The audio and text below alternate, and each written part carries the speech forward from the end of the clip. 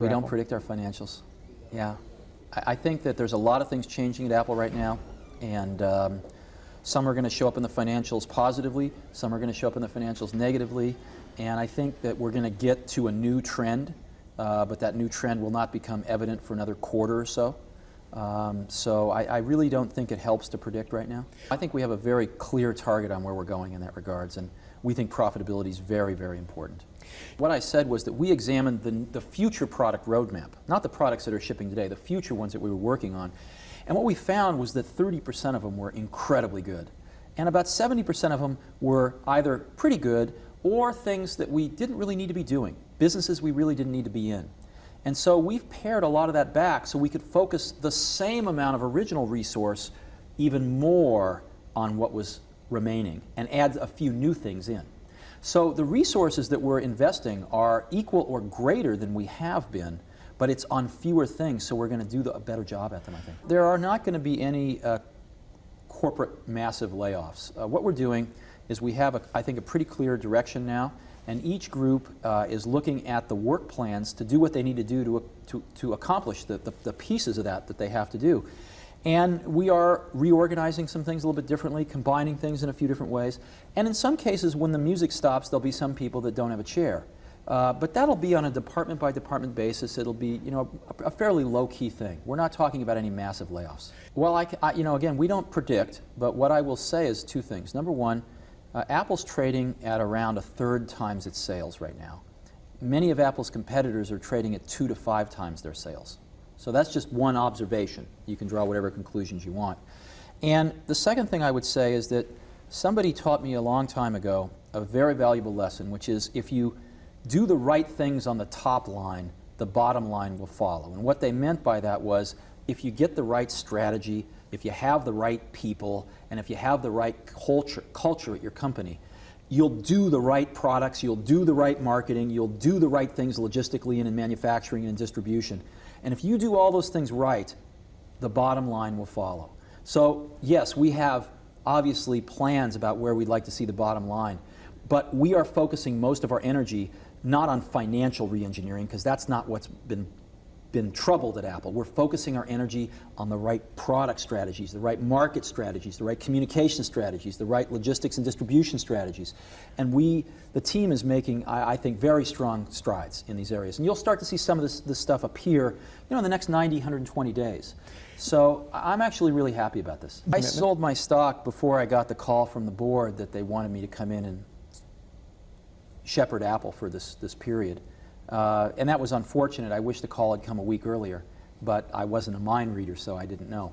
And in terms of my own, you know, personal financial stuff, I usually don't discuss that with people except my family.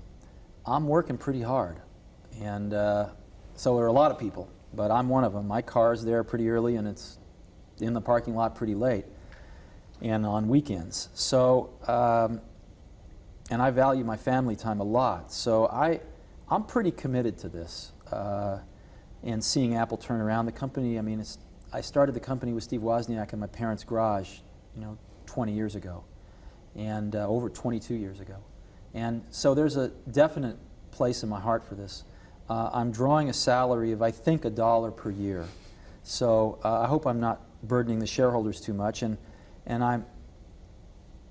I very much want to see Apple get turned around, and I think it's gonna. So I don't know how much more committed I could be. If people need these symbols, well, maybe that'll happen, I don't know, but you know, my answer to them is I don't know how I could be working any harder. And we are starting to make some changes in the channel. We are starting to talk to our major channel partners and see who's going to really make a big recommitment to Apple, who's going to put an investment in to really make sure that the buying experience is so much better than it has been. And again, I'm incredibly pleased with the results we're getting. The key channel partners are coming back saying, you know, I believe in you guys, what you've shown me. I'm incredibly excited about it, and I want to clean up this retail experience for the customer. I think it's going pretty well. I mean, these things are never happen overnight, but we've had more people of very high quality be interested than I expected.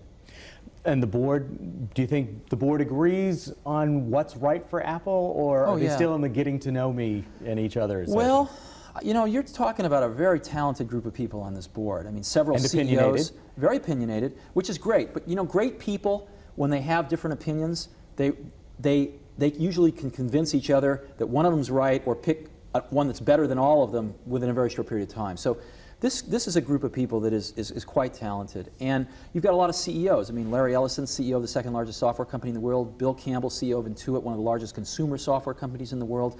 Ed Woolard, former CEO of DuPont. I mean, you've got a lot of very high-powered people on this board. Jerry York, you know, the CFO of both Chrysler and IBM during its turnaround. So there's some very, very strong people on this board. I think they have really gelled, which is nice. What's the I've answer? noticed something in my life, which is the people that are really good never worry about things like that. The people that are really good want to work with the best people they can find. Hopefully people that are even better than them. You know? I mean, that's my view of things, is if you work with people that aren't as good as you, then you know, you become a country of midgets. If you work with people that are better than you, then you really grow. So I guess, what can I say? If the CEO you find, you've got a great deal, the great person, you're ready to close the deal, and he says, or she says, you know what, Steve, I want your advice, I don't want you on the board. You go? Oh, sure, I've told the board if that was a problem, I would. The reason that we recruited such a strong board is so that we have a strong board. And this strong board is going to do the right thing for Apple.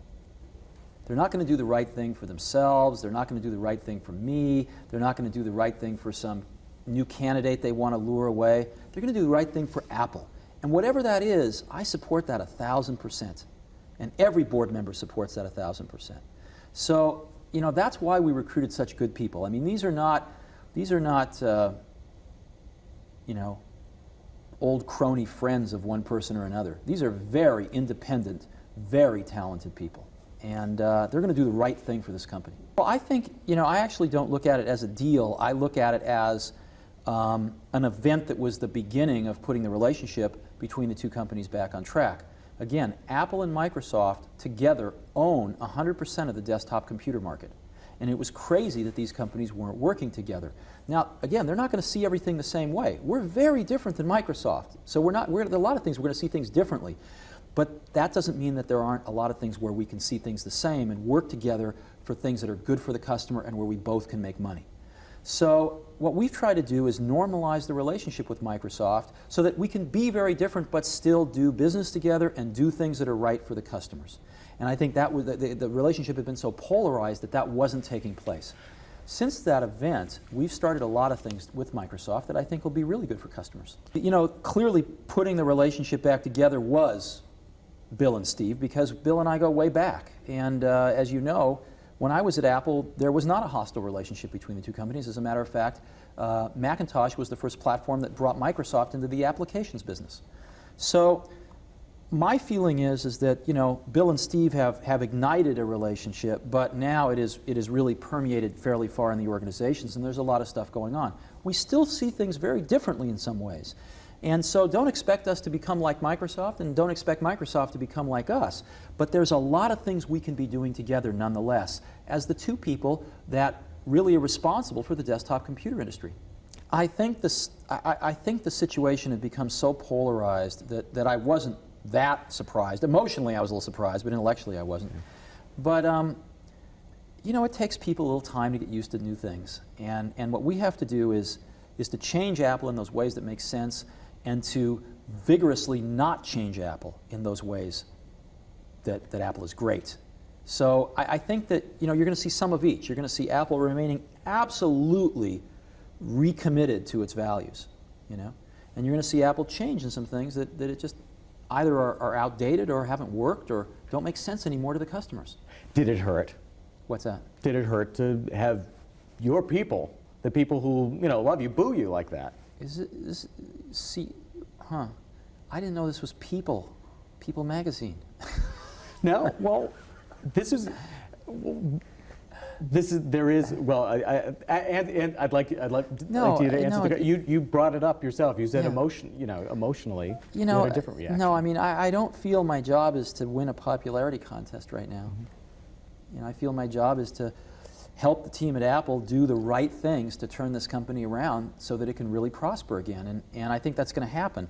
And if some people, I mean, the markets, we're talking markets now that are so large that there's, someone or some group of people that aren't going to like just about anything we do. But my job's not to win a popularity contest. Well, I think it's what Apple stands for. It's a very rare thing in this world when a company can really bring sort of the right and the left brain together and say, we're about doing, the right things to make money in a successful business, but we also have the passion and the creativity and the inventiveness to push this industry forward and to work with our customers to take these tools in ways they've never been before to help them go change the world. And Apple has a track record of doing just that. And I think that's got a place in people's hearts. And I think Apple still has a lot of that. And we're going to get rid of a lot of the bramble and the brush around that so that can shine again. No, I think Apple has delivered some pretty good stuff. I think Apple's going to get back to delivering some great stuff. Life is long, but as far as we see, we really like the PowerPC. We think they're in an incredibly wonderful place in the curve right now. The PowerPC chips are really outperforming the Intel chips, and we really like what's coming down the pike there. So who knows what the future will bring, but we're extremely happy with the PowerPC, working very closely with IBM and Motorola.